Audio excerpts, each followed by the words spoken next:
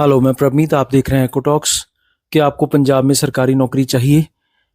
क्योंकि पंजाब में सरकारी नौकरी लेने के लिए एक नई योग्यता पंजाब सरकार द्वारा सामने लाई गई है, जिसके तहत अगर कोई व्यक्ति परिवार के किसी अन्य सदस्य को सरकारी नौकरी 10 लाख रुपया और परिवार के बच्चों की पढ़ाई का सारा खर्चा पंजाब सरकार से करवाना चाहता है, तो उसके परिवार के किसी एक मेंबर को जहरीली शराब पीकर अपनी कुर्बानी देनी होगी। फिर उसके बाद डायरेक्ट नौकरी पक्की, ना कोई टेस्ट, ना कोई इंटरव्यू, ना कोई मेरिट लिस्ट। इस वीडियो को एंड तक जरूर देखिएगा, क्योंकि आगे कुछ ऐसे सवाल आपके सामने आएंगे जिनके बारे में आपने कभी सोचा तक नहीं होगा। आगे बढ़ने से पहले मैं ये क्लियर करना चाहता हूँ कि आज की वीडियो कुछ तीखी होगी, इसलिए कुछ लोगों को शायद चुभ भी सकती है। बिना शक इस फैसले के हक या विरोध में कमेंट्स में तर्क भी दिए जा सकते हैं, परंतु न्यूट्रल रहते हुए सरकार को सवाल करना जरूरी है। और क्योंकि सरकार पंजाब में आम आदमी पार्टी की है, इसलिए आम आदमी पार्टी को 2027 तक तो सवाल कुछ ज्यादा ही होंगे।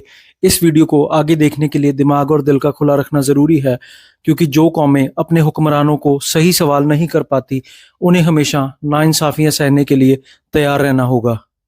एक कहावत है, जिंदा लाख का और मरा सवा लाख का। इसी कहावत को सच कर दिखाया है मौजूदा पंजाब सरकार ने, जिसके मुखिया भगवंत मान मुख्यमंत्री पंजाब ने पिछले दिनों मजीठा में जहरीली शराब पीकर मरने वाले 20 से अधिक व्यक्तियों के परिवारों को आपके हमारे टैक्स के पैसे से 10 लाख रुपया सरकारी नौकरी और बच्चों की पढ़ाई का खर्चा देने का ऐलान किया है। ध्यान से देखिए तो यह रकम 2 करोड़ रुपए से ज्यादा बनती है। मजीठा जहरीली शराब कांड के पीड़ित परिवारों के साथ मेरी पूरी हमदर्दी है, परंतु सवाल यह है कि जिस भी पॉलिसी के तहत ये सब ऐलान किए गए हैं, इसी पॉलिसी के तहत अब कहीं ना कहीं यह ना होने लग जाए कि आने वाले दिनों में नशे के टीके लगाकर मरने वालों के परिवारों को भी इसी तरह से राहत राशि और सरकारी नौकरियां बांटी जाए। क्या पंजाब में सरकारी नौकरी लेने के लिए शराब पीकर मरने वालों की एक अलग लाइन भी दिखाई देने लगेगी? यह हमदर्दी कम और एक खतरनाक मिसाल ज्यादा बनेगी। डर तो यह भी है कि अगर यही रुझान चलता रहा तो भविष्य में नौकरी लेने का एक नया तरीका सामने आ जाएगा। नशे करो, मरो, परिवार को नौकरी और पैसा सब कुछ बिना कुछ किए मिल जाएगा। सवाल ये नहीं कि यह मदद या इतनी मदद ठीक है या गलत है, पर सवाल ये जरूर है कि आखिर नीतिगत तौर पर क्या यह ऐलान ठीक है। अगर हाँ, तो शराब एक पीने वाली चीज है, पर पीने वाली चीज तो दूध भी है। तो फिर मिलावटी दूध पीकर बीमार होने वाले या मरने वाले बच्चों के परिवारों को भी इसी तरह के मुआवजे की मांग सरकार से करनी चाहिए। इतना ही क्यों, नकली दवाइयां, मिलावटी घी तेल, मिलावटी मिठाइयां, मिलावटी मसाले, मिलावटी खाने पीने की सभी वस्तुओं से बीमार पड़ने या मरने वालों के बारे में भी सरकार को बिल्कुल इसी तरह से मुआवजा नीति का ऐलान करना चाहिए। आप सबने देखा ही होगा कि मुख्यमंत्री पंजाब ने मजीठा शराब कांड के पीड़ितों को 10 लाख और सरकारी नौकरी का ऐलान तो किया, परंतु पाकिस्तान से आए ड्रोन हमले में फिरोजपुर के गांव खाई की एक महिला सुखविंदर कौर की मौत हो जाने पर केवल 5 लाख रुपए का ऐलान किया, जिसको बाद में आलोचना होने पर बढ़ाकर 10 लाख रुपए किया गया, जिसमें से 5 लाख रुपए मेंबर पार्लियामेंट संजीव अरोड़ा की ओर से दिए जाएंगे। इस बारे में जारी किए गए सरकारी प्रेस नोट को आप इस वीडियो को पॉज करके पढ़ सकते हैं।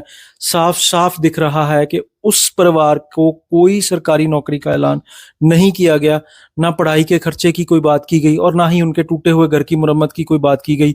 यहाँ तक कि मुख्यमंत्री ने इतने दिन बीत जाने के बाद भी गांव खाई में जाने का कष्ट तक नहीं किया, जबकि होना यह चाहिए था कि पहले वहां जाया जाता, उसके बाद कहीं और।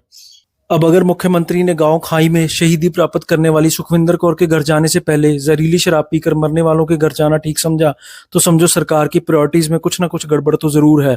आम लोगों की यही राय है कि अगर ऐसी किसी घटना के बाद पैसा बांटना ही है जिसमें ना तो कोई सरहद पर लड़ता हुआ शहीद हो, ना ही कोई कुदरती आफतों के कारण पीड़ित हो, बल्कि जारी किए गए प्रेस नोट के अनुसार इसके पीछे नेक काम, जिस पर असल में सियासी हमदर्दी की मंशा या प्रशासनिक समझ की कमी ज्यादा दिखाई दे रही है, तो ऐसे कामों के लिए पैसा आम लोगों के खून पसीने की कमाई से ना देकर क्यों ना आम आदमी पार्टी के पार्टी फंड से दिया जाए, वरना इसके खिलाफ जल्दी ही कोई ना कोई कोर्ट का रुख कर लेगा और सरकार को फिर से एक बार यू टर्न लेना पड़ सकता है। आपके और हमारे द्वारा दिए जा रहे इनकम टैक्स, जीएसटी, वैट और हर एक बिल में से काटे जा रहे टैक्स के पैसे को सरकार किस तरह अंधाधुंध बांट रही है, उसको लेकर आपको कभी ना कभी तो बोलना पड़ेगा। समझना बाहर के देशों में रहने वाले एनआरआई को भी पड़ेगा कि उनके द्वारा दिया गया पैसा पंजाब सरकार किस तरह के कामों में यूज कर रही है। यह कोई लोक भलाई का काम ना होकर सिर्फ एक सियासी हमदर्दी लेने का जरिया मात्र रह गया है। पिछले 3 सालों में 85 से अधिक नकली शराब पीकर मरने वालों के केस सामने आ चुके हैं, परंतु पता नहीं क्यों 2027 के चुनाव के पास आते ही यह तथाकथित नेकी के आधार पर दी गई मदद समाज के समझदार लोगों को हजम नहीं हो रही। मैं अपनी तरफ से बिल्कुल स्पष्ट करना चाहता हूं कि यह मदद सही है या नहीं, इसका फैसला आप लोगों ने करना है। बिना शक वे परिवार बेसहारा हो गए, परंतु सवाल यह नहीं कि यह मदद किस नीति के तहत दी गई। सरकार ने किसी शहीद फौजी के परिवार के लिए मुआवजे का ऐलान किया तो उसके ऊपर आज तक कभी किसी ने सवाल नहीं उठाए। किसी भी कुदरती आफत के कारण जान गंवाने वालों के पीड़ित परिवारों को सरकार के द्वारा दिए गए मुआवजे पर भी आज तक कभी किसी ने सवाल नहीं उठाए। परंतु अगर सरकार जहरीली शराब पीकर हुई मौत पर भी मुआवजा बांट रही है तो फिर यह हर एक मिलावटी खाने पीने की चीज से प्रभावित लोगों को भी बकायदा दिया जाना चाहिए, नहीं तो सरकार को यह ऐलान तुरंत वापस लेना चाहिए। क्या शराब कोई नशा नहीं है? हमारे हर एक धार्मिक ग्रंथ में शराब को नशा कहा गया है, परंतु नशा मुक्त पंजाब और युद्ध नशे विरुद्ध करने वालों को शराब में कोई नशा नहीं दिखाई देता। पंजाब में लाखों ही ऐसे नौजवान हैं जिनके पास डिग्रियां भी है, योग्यता भी है, और हर एक योग्यता पूरी करने के बावजूद भी वह सड़कों पर धरने लगाने, पुलिस की लाठियां खाने और पानी की टंकियों पर चढ़कर गर्मी सर्दी झेलने को मजबूर हैं। परंतु उनको नौकरी ना देकर सिर्फ इस आधार पर किसी को नौकरी दे देना कि उनके परिवार का कोई सदस्य जहरीली शराब पीकर मर गया, तो ये बहुत गलत मैसेज आम लोगों में जा रहा है। यह हजारों लाखों काबिल नौजवानों के साथ शरेआम और सीधा सीधा धोखा है। कुल 2 करोड़ रुपए से ज्यादा की रकम वहां पर ऐलान की गई। उस 2 करोड़ रुपए को आप और हम टैक्स के रूप में सरकार को इसलिए देते हैं कि सरकार प्रदेश का विकास कर सके, कुदरती आफतों के साथ अच्छे से निपट सके और जरूरत पड़ने पर देश के लिए जान गंवाने वाले लोगों की भलाई के लिए उस पैसे को इस्तेमाल कर सके। विडंबना यह भी रहेगी कि इसके खिलाफ किसी विपक्षी पार्टी ने कुछ नहीं बोला और ना ही वे बोलेंगी, क्योंकि उनको भी इसमें अपना वोट बैंक दिखता है। परंतु यह पैसा आपके हमारे टैक्स से इकट्ठा किया गया है, तो आम लोगों को सरकार से और विपक्ष से सवाल जरूर करना चाहिए।